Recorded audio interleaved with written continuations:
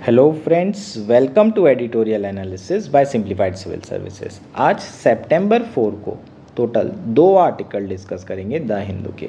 First article जो discuss किया जाएगा वो है should reservation exceed the 50% ceiling. एक मेंस का क्वेश्चन तैयार करेंगे जो कि रीसेंट कास्ट बेस्ड सेंसस के ऊपर है और इसके क्या इम्पैक्ट पड़ सकते हैं इंडिया की रिजर्वेशन पॉलिसी पे। रीसेंट डिबेट जो चल रही है 50% सीलिंग के ऊपर, उस पर भी चर्चा करेंगे। सॉल्यूशन क्या हो सकते हैं, मेजरली आपके लिए इम्पॉर्टेंट होता है सॉल्यूशन और चैलेंजेस और इश्यूज, वो दोनों पर बात करेंगे।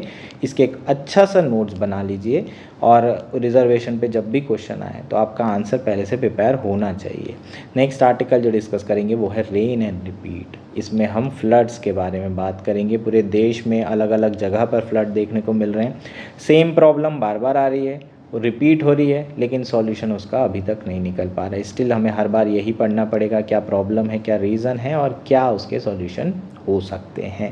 सो ये आर्टिकल समझेंगे। बार बार क्वेश्चन यूपीएससी GS1 में आपको देखने को मिलते हैं अर्बन फ्लड्स के ऊपर, फ्लडिंग के ऊपर। GS3 डिज़ास्टर मैनेजमेंट पे भी फ्लडिंग आपको पूछा जा चुका है।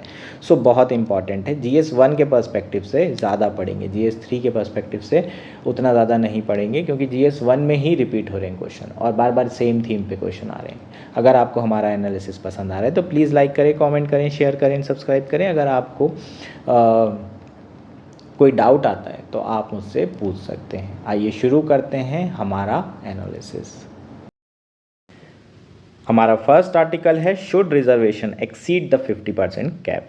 आर्टिकल द हिंदू में आया है, GS2 पॉलिटी मेंस के पर्सपेक्टिव से इंपॉर्टेंट है, प्रीलिम्स 2026 के पर्सपेक्टिव से इक्वली इंपॉर्टेंट आर्टिकल है।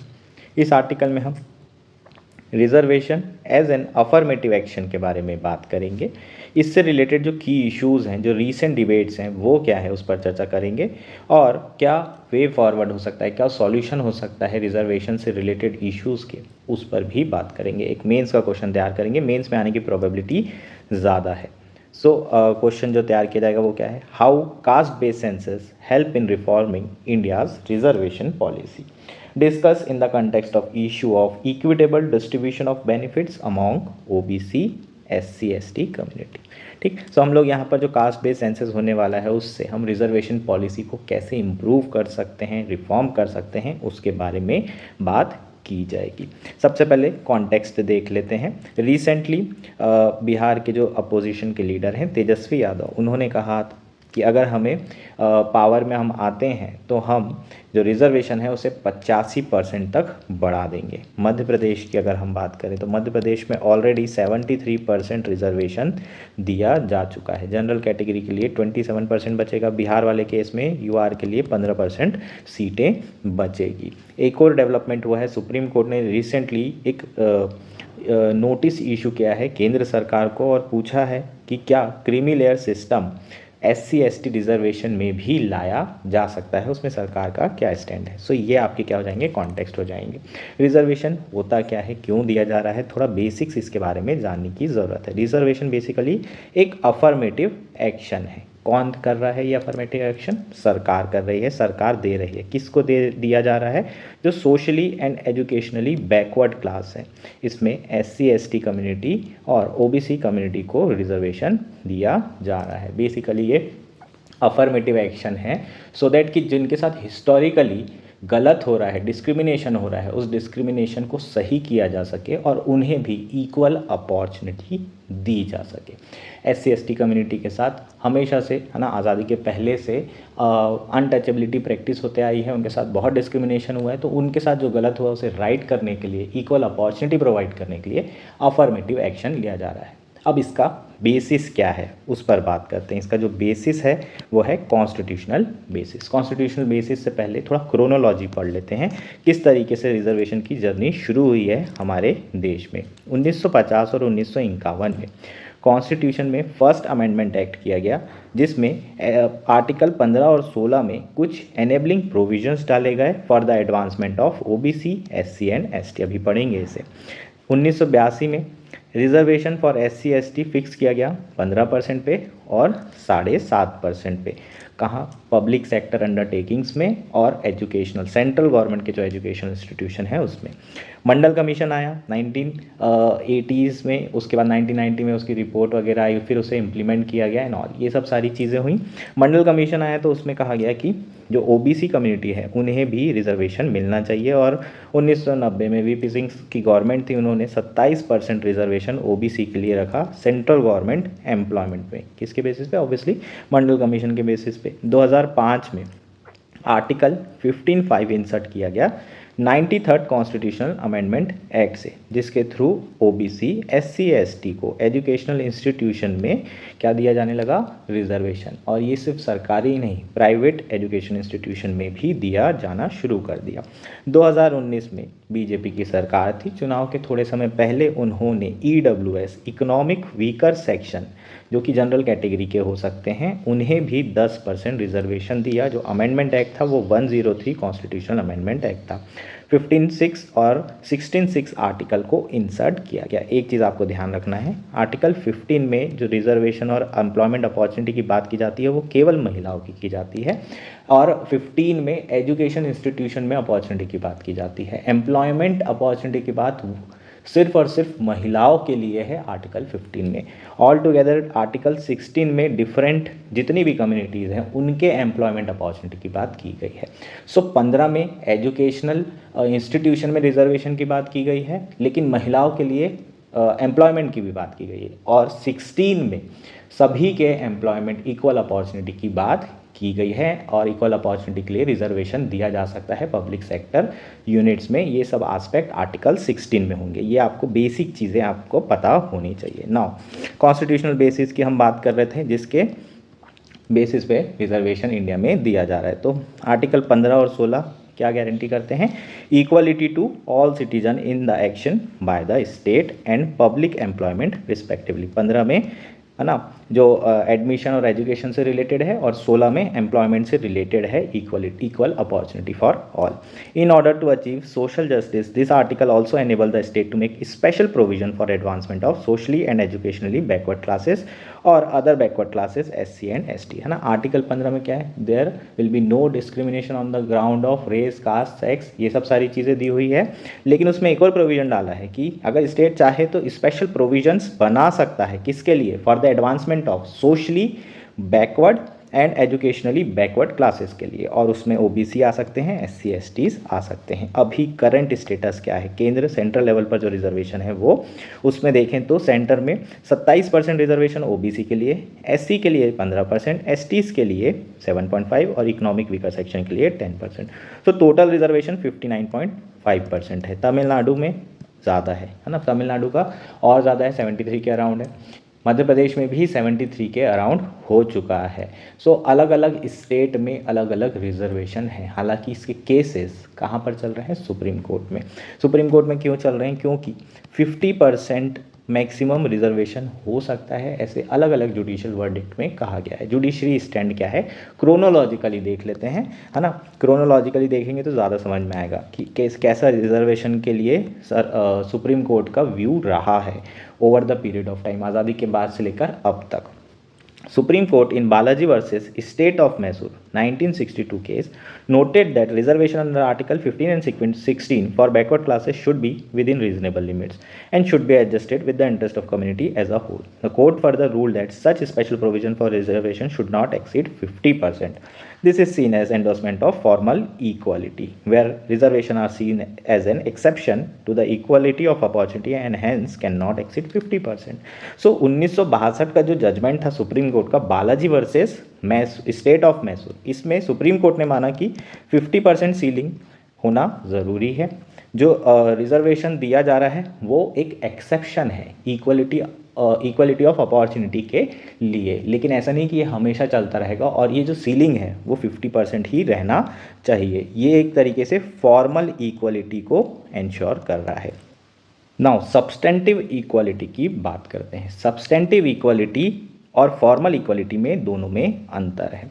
सब्सटेंटिव इक्वलिटी का कहना ये था कि जो फॉर्मल इक्वलिटी है वो सफिशिएंट नहीं है, जो गैप है अंडर प्रिविलेज और अनप्रिविलेज के बीच में। जो हिस्टोरिकली डिप्राइव्ड लोग हैं, हिस्टोरिकली डिस्क्रिमिनेशन हो रहा है, और जो हमेशा से प्रिविलेज रहे हैं, उनके बीच में गैप को कम करने के लिए अब फॉर्मल इक्वलिटी इंश्योर नहीं कर सकते। इसका मतलब क्या है, इसे समझते हैं।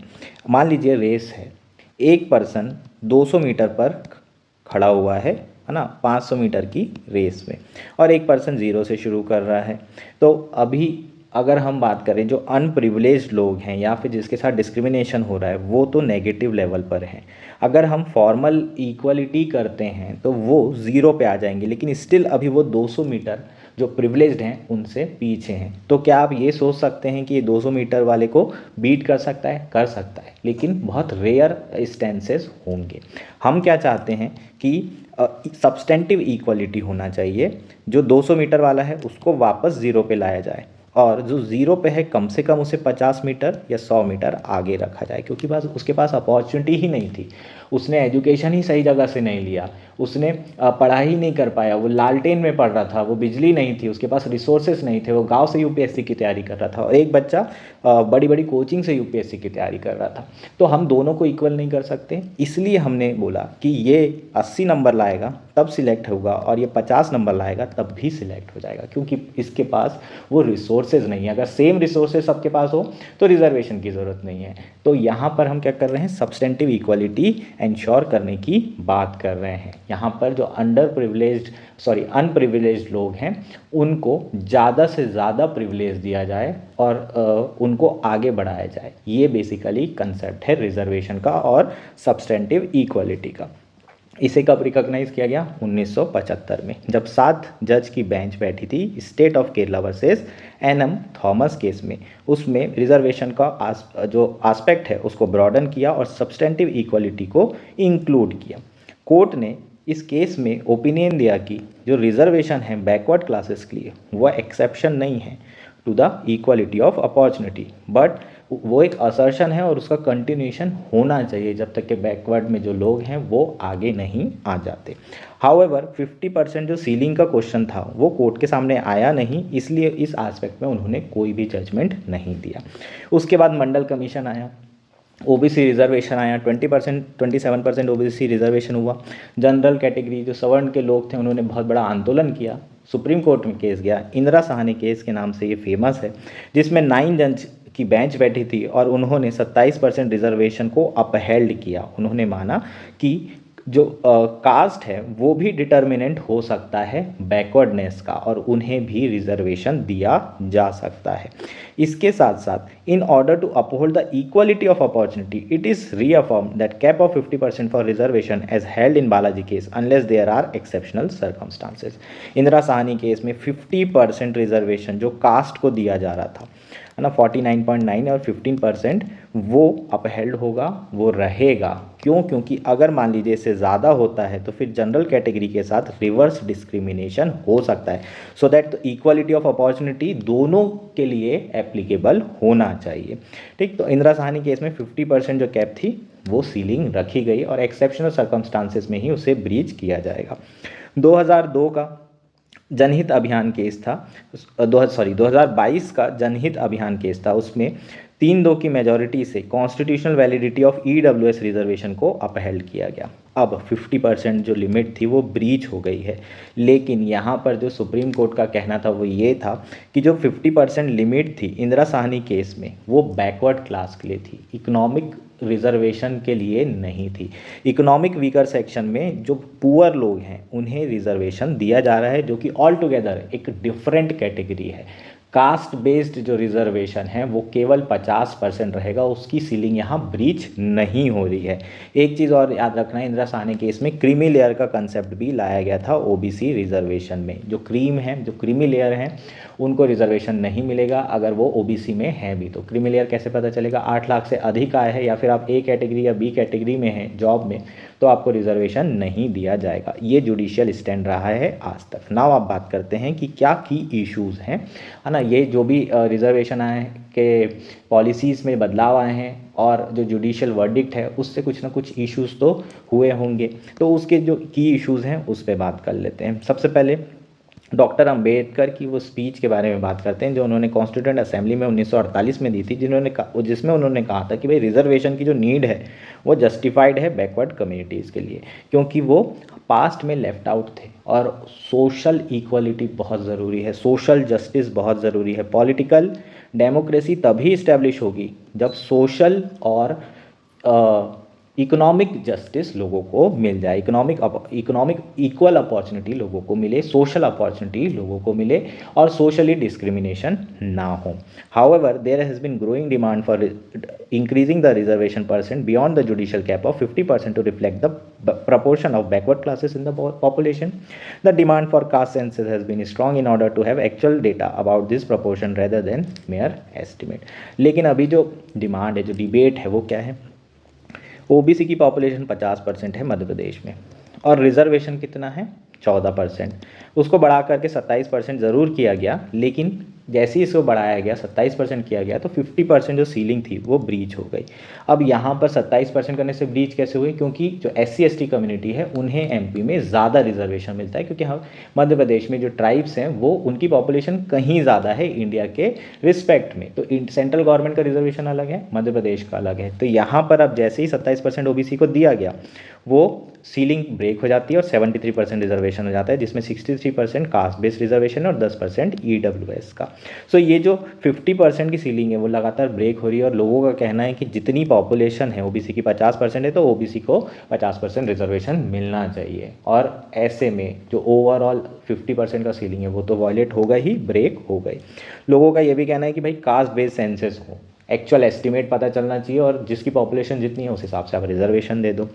40 से 50% जो सीट है OBC SC/ST कम्युनिटी की वो सेंट्रल गवर्नमेंट में अनफिल्ड रहती है। ये भी एक बहुत बड़ा मुद्दा है कि रिजर्वेशन है तो एग्ज़ाम भी होती है, रिजर्वेशन लोगों को मिल भी रहा है, लेकिन स्टिल अभी भी जो सीट्स हैं वो वैकेंट हैं, मतलब लोगों को बेनिफिट एक्चुअल में नहीं मिल रहा है। पेपर में तो है, लेटर में तो है, लेकिन स्पिरिट में रिजर्वेशन इम्प्लीमेंट नहीं किया जा रहा है। एक और बहुत कंटेंशियस इशू है, रोहिणी कमीशन सरकार के द्वारा बनाया गया था, उसने कुछ रिकमेंडेशन प्रोवाइड की और कुछ उसमें ग्लेरिंग रियलिटीज़ पता चली है। क्या है ये?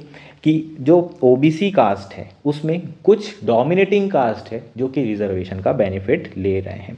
97% of reserved job and seat in educational institution have been garnered by just around 25% of OBC caste subcaste at the central level। इसका मतलब क्या है कि अगर टोटल 100 सीट्स हैं तो उस पर केवल और केवल 25% OBC कैटेगरी के लोग बेनिफिट उठा रहे हैं, उन्हीं का यहाँ पर क्या हो रहा है? सिलेक्शन हो रहा है। बचे हुई 75% OBC कैटेगरी के लोगों को रिजर्वेशन बेनिफिट मिल ही नहीं रहा है। Close to 1000 of around 2600 OBC community under the OBC category had zero representation in job and educational institution. मतलब OBC के अंदर 2600 कास्ट सब कास्ट है, उसमें से 1000 ऐसी कास्ट है जिनका ना तो सरकारी नौकरियों में कोई रिप्रेजेंटेशन है, ना ही एजुकेशनल इंस्टीट्यूशन में रिप्रेजेंटेशन है, जो कि बहुत चिंता वाली बात है। OBC रिजर्वेशन किन के लिए दिए जा रहा है? इन्हीं 1000 लोगों के लिए तो दे रहे हैं। एक बार जिसको मिल गया, बार बार अगर वही बेनिफिट लेते रहेगा तो फिर बाकी जो पिछड़े लोग हैं वो तो पीछे ही रह जाएंगे, और रिजर्वेशन हमेशा ज़िंदगी भर तो चल नहीं सकता, अफर्मेटिव पॉलिसी हमेशा तो नहीं कैरी ऑन कर सकते।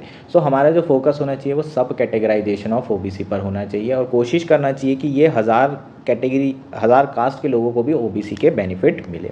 अब सिमिलर इशू SC/ST कम्युनिटी में भी आता है। SC/ST कम्युनिटी में क्रीमी लेयर कॉन्सेप्ट एग्जिस्ट ही नहीं करता है, लेकिन recently state of Punjab versus Devendra Singh case में 4 judges of the 7th judge bench impressed upon the central government the need to frame suitable policies for exclusion of creamy layer in SC/ST reservation. ठीक, तो 4 जजेस ने ऐसा कहा कि क्या SC/ST कैटेगरी में भी क्रीमी लेयर जैसे कंसेप्ट को इंट्रोड्यूस किया जाना चाहिए। हालांकि जो केंद्र सरकार थी उन्होंने अगस्त 2024 को एक कैबिनेट मीटिंग की और उसमें कहा कि भाई जो क्रीमी लेयर कंसेप्ट है वो SC/ST में अप्लाई नहीं होगा। ये क्लियर कट सरकार की पॉलिसी रही है, लेकिन ये भी एक मुद्दा है। क्यों ऐसा मुद्दा है? क्योंकि SC/ST में भी एक बार जिस कैटेगरी के लोगों को बेनिफिट मिल गया, बार बार हर जनरेशन में उन्हीं कैटेगरी के लोगों को अगर मौका मिलेगा तो जो बचे हुए लोग हैं वो कभी ऊपर आ ही नहीं पाएंगे। सो ये भी एक बहुत बड़ा इशू है। लेकिन क्रिटिक्स का क्या मानना है? क्रिटिक्स का मानना ये है कि ऑलरेडी वैकेंसीज तो भर नहीं पा रही है। SC ST कम्युनिटी में अगर वैकेंसी फुलफिल नहीं हो रही है तो जिनको रिजर्वेशन मिल रहा है अगर उनको भी आपने हटा दिया तो फिर ऐसे में रिजर्वेशन का जो वेरी पर्पस है वो तो फुलफिल ही नहीं होगा। तो ये एक कंपीटिंग आर्गूमेंट दिया जाता है कि इसी कारण से SC ST कम्युनिटी में क्रीमी लेयर कंसेप्ट को नहीं ऐड करना चाहिए, ये मानना है लोगों का या फिर क्रिटिक्स का। ठीक, अब बात कर लेते हैं वे फॉरवर्ड की। आखिर सॉल्यूशन क्या हो सकता है, क्योंकि रिजर्वेशन ऐसा तो नहीं है कि ज़िंदगी भर चलते रहेगा। जब तक देश एग्जिस्ट कर रहा है तब तक ये अफर्मेटिव पॉलिसी नहीं चलेगी, है ना। तो हमें इसका कुछ सॉल्यूशन निकालना बहुत ज़रूरी है। शुरू कर लेते हैं, सॉल्यूशन क्या हो सकता है। Right to equality of opportunity is a fundamental right and an increase in reservation up to 85% may be seen as a violating such right। कैसे वायलेट हो रहा है यार, वायलेट क्यों नहीं होगा। 85% रिजर्वेशन दे दोगे तो जनरल कैटेगरी के लोगों के लिए सीट्स बचेगी क्या? अगर नहीं बचेगी तो रिवर्स डिस्क्रिमिनेशन होगा। रिवर्स डिस्क्रिमिनेशन होगा तो ये लोग क्या करेंगे, एजिटेशन करेंगे, प्रोटेस्ट करेंगे, और ये हमें ऑलरेडी देखने को मिल रहा है। गुजरात में देख लो आप, हरियाणा में देख लो, जाट रिजर्वेशन प्रोटेस्ट हुआ था, बहुत ज़्यादा जो है भयंकर प्रोटेस्ट था ये।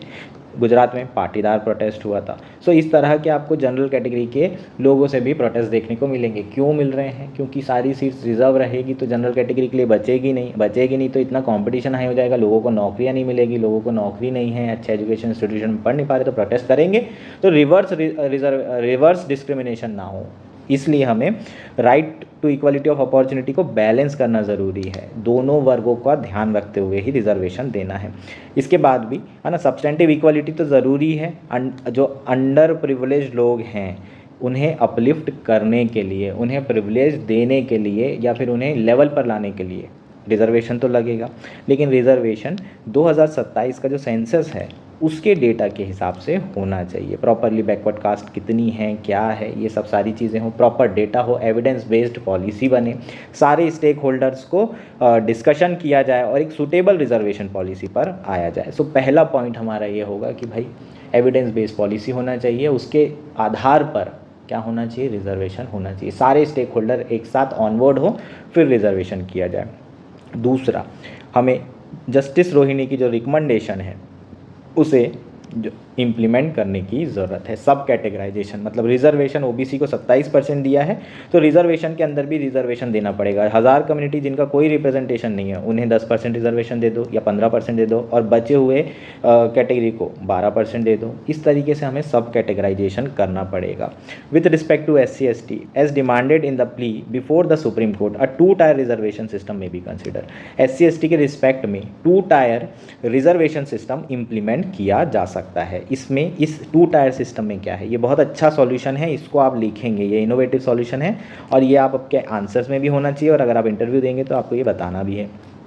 Under the scheme priority would be given to more marginalized section before extending it to those who are relatively well off within those community. This measure would ensure that the benefit of reservation reach more marginalized among the underprivileged in successive generation. So यहाँ पर ये कहा जा रहा है कि ज़्यादा reservation, जैसे ओबीसी में ज़्यादा रिजर्वेशन मार्जिनलाइज सेक्शन को हो, या फिर पहला रिजर्वेशन, पहली सीट्स इनको मिलनी चाहिए, उसके बाद जो रिलेटिवली बेटर ऑफ सेक्शन है SC ST के अंदर उन्हें मिलना चाहिए, सो दैट कि मार्जिनलाइज सेक्शन को भी बेनिफिट मिल सके। ठीक, इसके अलावा और क्या करना है सरकार को जो करना है वो है प्राइवेट सेक्टर में, है ना, प्रॉपर रेगुलेशन हो, इन्वेस्टमेंट प्रॉपर हो सके, जॉब्स क्रिएट हो सके। प्रॉब्लम कब आ रही है? प्रॉब्लम इसलिए आ रही है क्योंकि जनरल कैटेगरी को जॉब नहीं मिल रही है, वो प्रोटेस्ट कर रहे हैं, है ना। SC ST कैटेगरी को जॉब्स नहीं मिल रही है। इक्वल अपॉर्चुनिटी उन्हें तब मिलेगी जब उन्हें अच्छा एजुकेशन मिलेगा।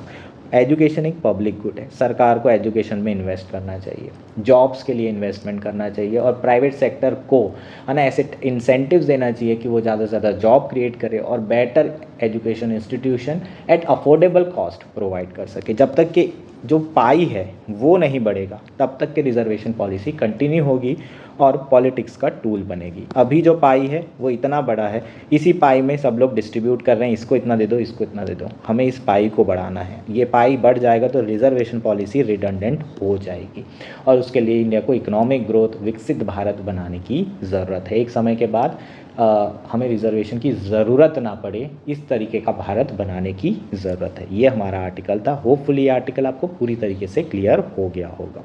हमारा नेक्स्ट आर्टिकल है रेन एंड रिपीट।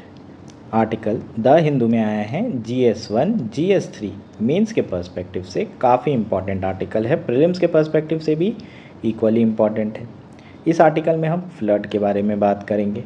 फ्लड एक रिकरिंग फेनोमेना है, नेचुरल हज़ार्ड है और ये एक डिज़ास्टर का रूप लेता है इंडिया में। इसका कारण क्या है?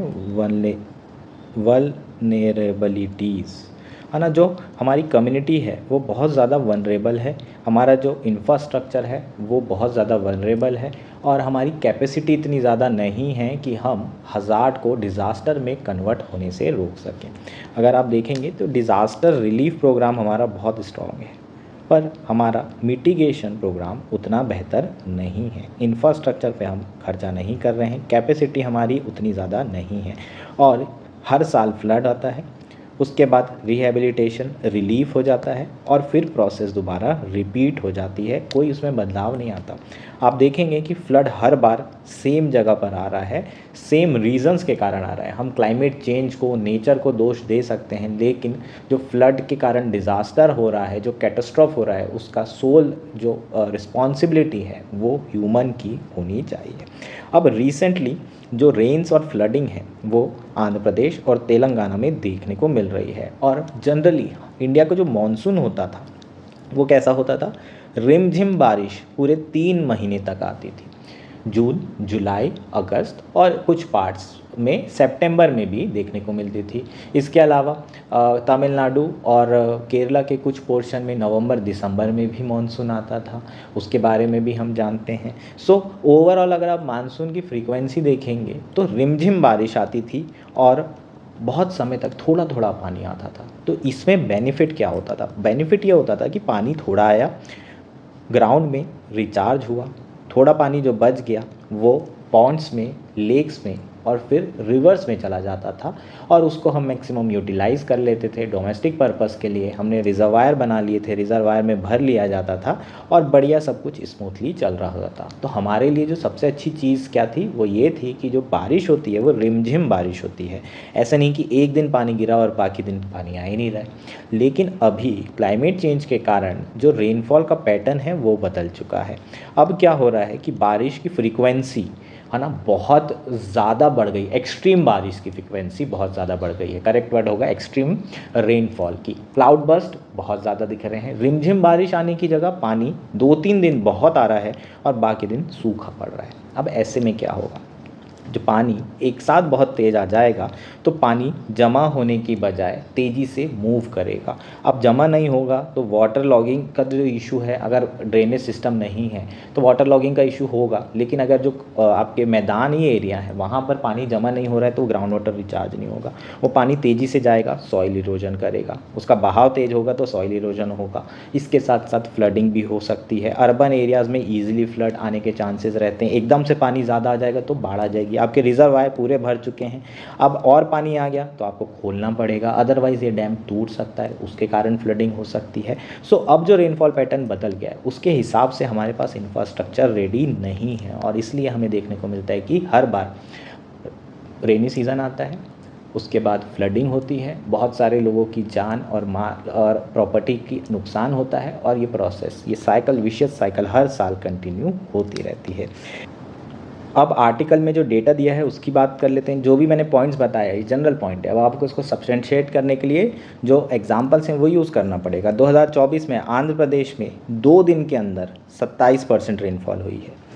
इस साल अगस्त में विजयनगरम में 46% एक्सेस रेनफॉल हुई है और कुछ ऐसे रिजर्वायर हैं जो कि 94% फिल हो चुके हैं जुलाई में ही, अगस्त तक पहुंचने की ज़रूरत नहीं है। नागार्जुन सागर में 96% तक के पानी भर चुका है, श्रीशैलम में 94% पानी भर चुका है।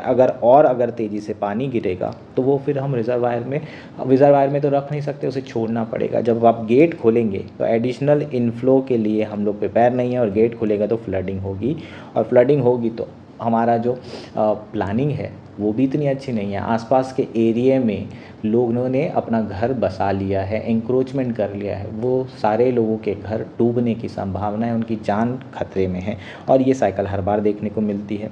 कुछ रिजर्वायर और दिए हुए हैं यहाँ पर बूढ़ा मेरू जिसकी कैपेसिटी 7,000 क्यूसेक है, इस साल जो है 35,000 क्यूसेक पानी उसमें आया है। ऑब्वियसली जो विजयवाड़ा था पूरा फ्लडेड हो गया। अब ये सब सारी चीज़ें क्यों हो रही है, इसका जो एंथ्रोपोजेनिक रीज़न है वो देख लेते हैं। पहली चीज़, हमारा जो अर्बनाइजेशन है वो अनप्लान्ड है। वेटलैंड एरिया जो निचले भाग हैं उन सब पे एंक्रोचमेंट हो गया, वहाँ घर बना लिया गया, फ्लड पेन पे घर बना लिए गए। जो नेचुरल ड्रेनेज सिस्टम था जहाँ से पानी जा सकता था वो ख़त्म हो गया, अब वहाँ पर कॉन्क्रीटाइजेशन हो गया, घर बन गए हैं। इसके अलावा ड्रेनेज सिस्टम बहुत ख़राब है, पूरे समय जो आपका डीसिल्टिंग है वो होती नहीं है, चोकिंग हो जाती है सॉलिड वेस्ट के कारण, तो पानी निकल नहीं पाता है। तो ड्रेनेज सिस्टम बहुत पुअर है, रेनफॉल भी बहुत तेज़ बढ़ गई है, नेचुरल बफर्स ख़त्म हो गए हैं, पेड़ अब रहे नहीं, पेड़ों के कारण जो है डिफॉरेस्टेशन हो गया है, पेड़ों कटिंग होने के कारण अब पानी रुकता नहीं है, और जो सॉइल इरोजन हो रहा था वो भी नहीं रुकता है। पहले पेड़ जो है सॉइल को बांध के रखते थे, लेकिन अब वो पॉसिबल नहीं है। डिफॉरेस्टेशन और नेचुरल बफर्स पूरी तरीके से ख़त्म हो गए, ओपन स्पेस चला गया है, ग्राउंड वाटर रिचार्ज नहीं हो पा रहा है इन सारी रीज़न से। कंस्ट्रक्शन अनरेगुलेटेड हो रहा है, कहीं पर भी बिल्डिंग बनाई जा रही है, कहीं पर भी low lying area, flood plain area, है ना, इस तरह की चीज़ें देखने को मिल रही है। इसके अलावा urban heat island, urban area में अर्बन हीट आइलैंड फेनोमेना के कारण बारिश की फ्रीक्वेंसी बहुत ज़्यादा हो गई है। गवर्नेंस फेलियर तो है ही, प्रॉपर कोऑर्डिनेशन नहीं है म्यूनसिपल बॉडीज़ में, डेवलपमेंट अथॉरिटीज़ में, डिज़ास्टर मैनेजमेंट एजेंसीज़ में, ये सब सारी चीज़ें हो रही हैं और इसके कारण इस तरह के फ्लड देखने को मिल रहा है। सिंपल चीज़ें क्या की जा सकती है यार, हर साल का आर्टिकल में सेम चीज़ आती है और हर साल हम देखने को मिलता है कि कुछ नहीं हो रहा है। डीसिल्टिंग कर सकते हैं। डीसिल्टिंग मतलब जो भी स्लजेस हैं, जो भी मिट्टी है, जो भी आपकी पन्नियाँ हैं फंसी हुई है ना ड्रेनेज आपके पाइपलाइन में, तो वो अगर निकाल दिया जाए तो पानी आसानी से जा सकता है। इसके अलावा डंपिंग वेस्ट इन ड्रेन पूरी तरीके से बैन कर दो। वाटर बॉडीज़ में कोई वेस्ट को डंप नहीं करेगा। अर्ली वार्निंग सिस्टम इम्पॉर्टेंट है। एआई को हम यूज़ कर सकते हैं, एआई है, आईओटी है, जीआईएस है। मीडियम लेवल पर हमें अर्बन प्लानिंग रिफॉर्म करना है भाई, वेटलैंड को प्रोटेक्ट करना ज़रूरी है, लेक्स और रिवर फ्लड प्लेन को प्रोटेक्ट करना ज़रूरी है, प्रॉपर बिल्डिंग कोड एनफोर्स करना ज़रूरी है। ऐसा नहीं कि करप्शन हुआ तो कहीं पर भी आपने कॉलोनी निकाल दी, ये सारी चीज़ें नहीं हो सकती। लॉन्ग टर्म में आपको urban flood management plan integrate करना पड़ेगा, प्रॉपरली इंटीग्रेटेड प्लान बनाना पड़ेगा, सो दैट कि आप कोई भी सिटी को अगर डिज़ाइन कर रहे हैं तो आपकी जो सिटी हो वो किसी भी तरीके के हज़ार्ड को झेल पाए, इस तरीके से आपको बनाना पड़ेगा। स्मार्ट सिटी मिशन में आप सिटी डेवलप कर रहे हैं तो आपका फोकस ये होना चाहिए कि कोई भी हज़ार्ड को वो क्या कर सके, हैंडल कर सके। नेचर बेस्ड सॉल्यूशन, मैंग्रोव्स को रिस्टोर करिए, वेटलैंड्स को रिस्टोर करिए, अर्बन फॉरेस्ट को रिस्टोर करिए, पेड़ लगाइए। इसके अलावा आप रेन वाटर हार्वेस्टिंग का यूज़ कर सकते हैं, सो दैट कि एक्सेस वाटर को क्या किया जा सके, एक अपने लोकल टैंक में कंजर्व किया जा सके, और इसके साथ साथ ग्राउंड वाटर रिचार्ज भी होगा। म्यूनसिपल कॉरपोरेशन और कम्युनिटी पार्टिसिपेशन, ये आपका लास्ट सॉल्यूशन हो जाएगा। सो ये आपका ओवरऑल सॉल्यूशन है। हर साल एक ही चीज़ आती है और हर साल उसके एक ही सॉल्यूशन दिए जाते हैं। सरकार को थोड़ा जागने की ज़रूरत है, स्पेशली जो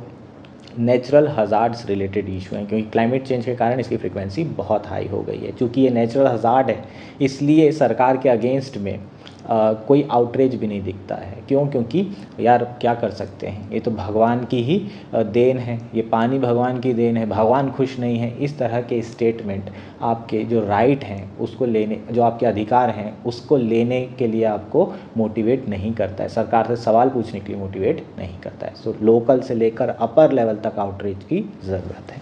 ये हमारा आर्टिकल हो जाएगा। होपफुली ये आर्टिकल पूरी तरीके से क्लियर है, सारी चीज़ें आपको समझ में आ गई होगी।